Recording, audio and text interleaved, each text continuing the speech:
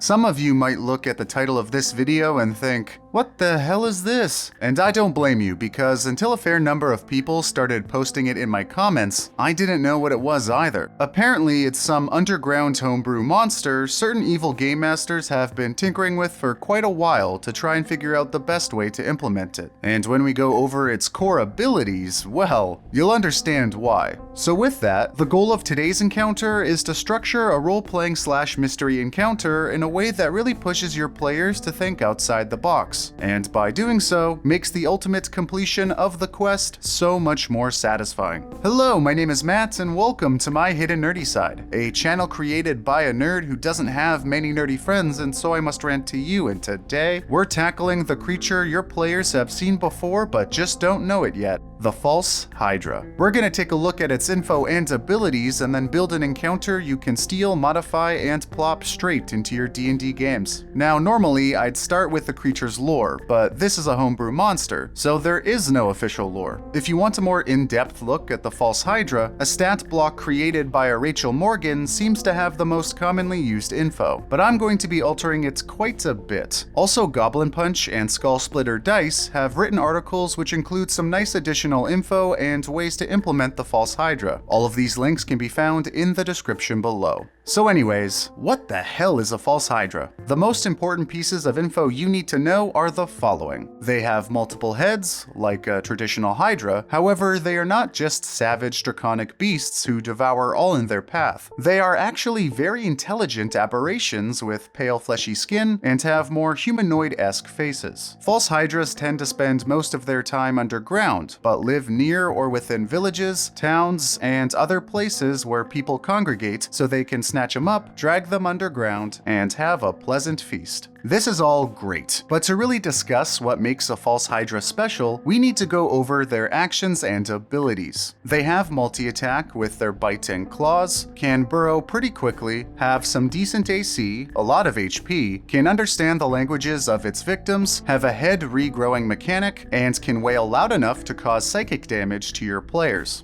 All of this is cool on its own, but the ability that made the false Hydra so popular, and will be the focus of any dungeon master worth their salt, is called Blind Song. As it's currently written, all hostile creatures that can hear the Hydra sing must make a DC 15 Wisdom saving throw at the start of their turn. If the Hydra sings with more than one head, all hostile creatures must subtract 1d4 from their saving throw. On a failure, the creature forgets the Hydra is there. So when we look back at their basic info, it starts to make a whole lot of sense. They live by towns and such to use them as a feeding ground, but the people in the town will have no idea the false Hydra is there because they forgot it ever existed. So people in or near a false Hydra's lair will never know it. The people's numbers can dwindle and dwindle, but they'll never know how or why. Man, this creature provides the ultimate role-playing experience if run properly, and rewards players for using their brains. It's my favorite type of monster.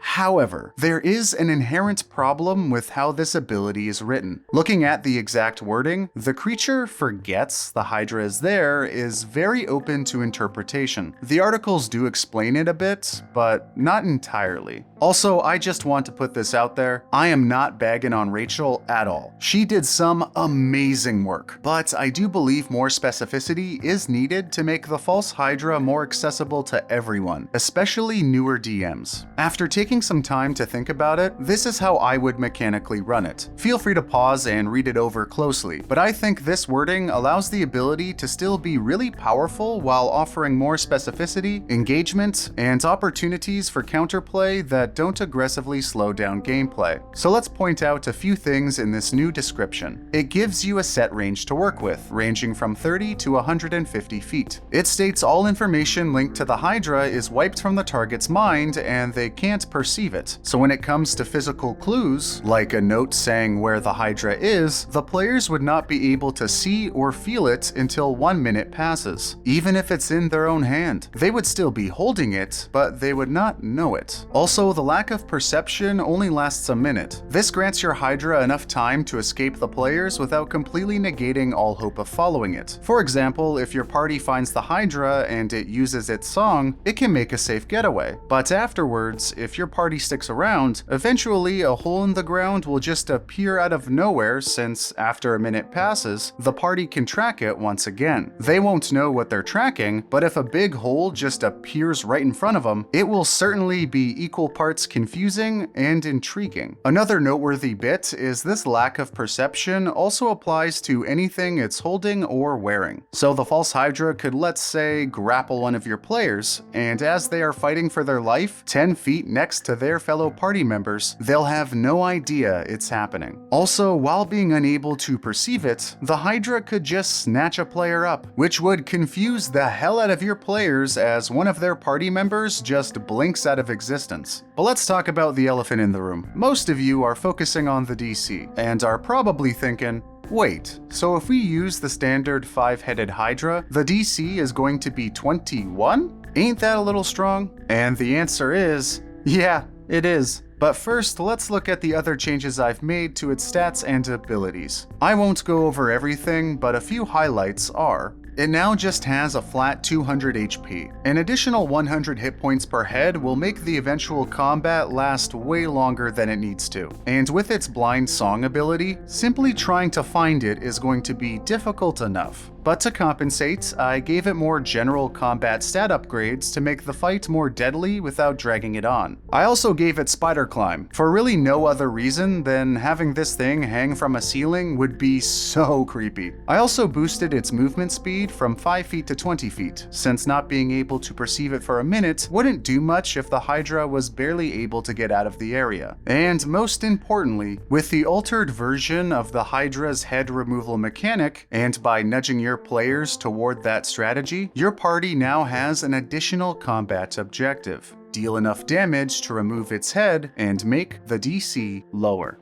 Okay, so with all of that homebrew goodness complete, we can finally start crafting an encounter. This encounter/quest will be aimed at parties level 7 to 11, depending on how difficult you want to make it, and last roughly 2 to 3 sessions, depending on how much you want to stretch it out. The party's motivation should always be tailored to the campaign, but for simplicity's sake, we'll just say after your party's accolades have been spread across your world, they receive a letter specifically requesting their aid. Simply place this quest so it's on the way to their main quest, and curiosity will make them at least check it out. So as I just mentioned, your party will receive a letter from a messenger. Within this letter, it will say something similar to what's on screen. Now, you don't have to use this exactly, but the important things to mention are where the town is, his wife, Loretta, is a mercenary, i.e. a skilled warrior, Henry saw her come home, but now she's gone after going to visit other people, and then offers some sort of payment or any other hook that will get your players to visit. But just remember, this note will be the most important part of this encounter, and you'll see why later. So this town, we'll call Eridus, is essentially going to be a feeding ground for your false Hydra with its lair underneath. It has created a network of tunnels connected through the closets of its victims' houses. It burrows in, nabs its prey, and uses its song on any witnesses. Since this creature is so devious and difficult to find, this encounter will heavily thrive off of planting tons of subtle hints and clues just about everywhere your party goes. So we're gonna toss a clue counter on screen to keep track of them. But remember, you don't have to be limited to just these, and also these events could happen out of order. Anyways, your party pops into town and goes to visit Henry. Your players will notice there are at least 1 to 200 houses in this town. However, they will only see 15 to 20 people at most wandering around. Eventually, your players will visit Henry. However, when they mention the note, Henry will be confused. He will claim he never wrote such a letter and will say Loretta has yet to return. He will say the handwriting does look similar, but he has no recollection of such an event. It doesn't matter what interrogation methods, magic, insight checks, or whatever your players use, Henry will think he's telling the truth. because he thinks he is. If your players mention Mary, Henry will say she owns the local inn and your players can visit her there and also get a room. If they mention Kristoff, Henry will say he doesn't know a Kristoff.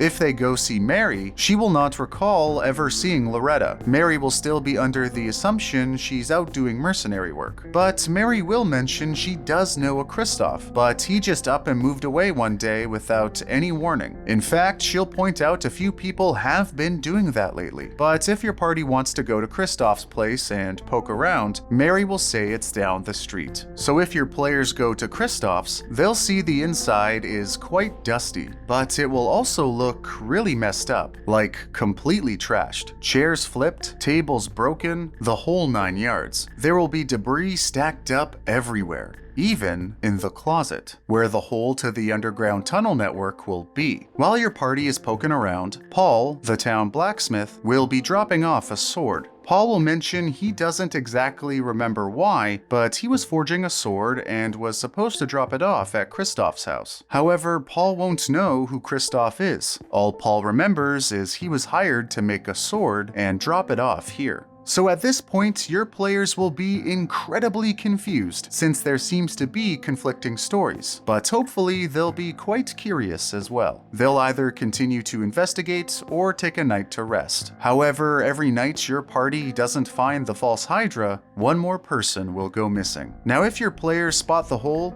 great, but if they don't, it's all good. They'll have other opportunities. So let's say they pass out. Well, the next day, Paul will be missing. If the players ask around, no one will know where Paul went. But if they stop by Paul's shop and start poking around, they'll see it's also a mess and will see debris everywhere, including stacked up in the closet. At this point, 95% of players are gonna figure out something's going on with the closet. But if they don't, simply rinse and repeat until they do, or move stuff around based on your party's actions. Once your party accesses the tunnel network, sprinkle a few more clues that can help your party get a sense of what's going on and some possible ways to defeat the Hydra. Show off faint tracks in certain places, some small unnatural burrowed holes that connect to other tunnels, and so on. As your players continue on, they can also spot patches of uneven dirt. Under the uneven patches, they'll notice mass graves filled with dozens of dead bodies, all picked clean to the bone. Later on, they'll also be able to spot a much more shallow grave with a half-eaten body of a woman in armor. This woman will be Loretta, and one noteworthy thing about her will be her ears were bitten off. Then further onward, they'll find a small bunched up cloth covered in blood. Loretta used this to plug her ears, and it will fit if the party puts it in there.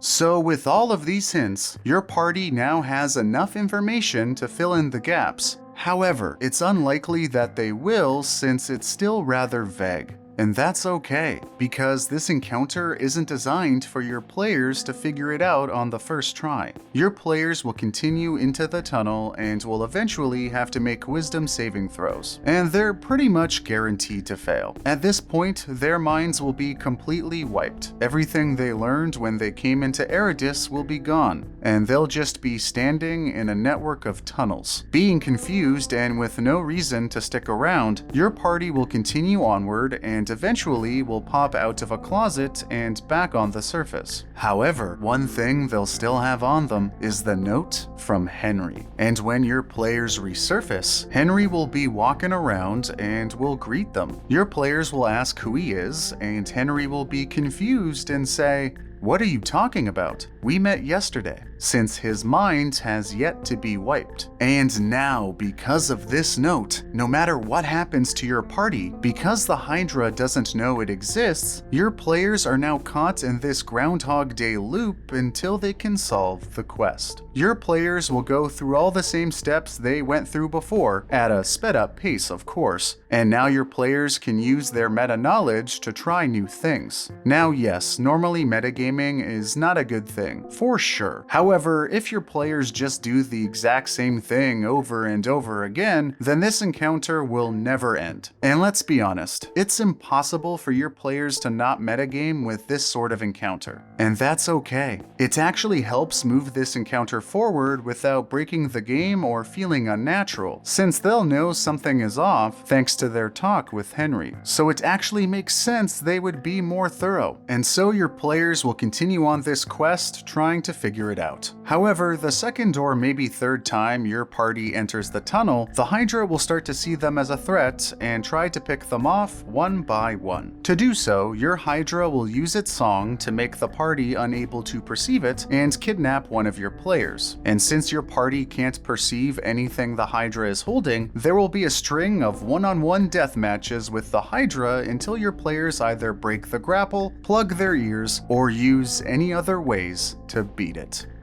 So, a string of memory wiping, grapple hijinks, and the firing off of skill shots in random places, all within one of the most mysterious encounters your players will ever be a part of? I think this encounter is spicy enough. But if we wanted to, how can we make it even spicier? Well, we could have the false Hydra run to the surface and start altering the memories of civilians, causing them to turn on your party. You could have the Hydra just eventually flee and have it show up later on in the game, causing your players to audibly sigh as the same shenanigans start happening again. And finally, if you don't want to weaponize villagers, how about the other players? Have the Hydra alter their memories so their fellow party members become their enemies. But of course, this is just one of many ways you can use false Hydras in your Dungeons & Dragons campaign. There are tons of different ways to take this encounter and spice it up, so please let me know what you would do in the comment section below so I can nerd out over it and smack myself in the head for not thinking of it. Also, let me know if there are any creatures that you would like me to build an encounter for in my future videos. I'm going to try and put out at least one of these videos a week, so feel free to subscribe and share this video around if you liked it, and stay tuned for upcoming content. Thanks for watching and indulging my hidden nerdy side.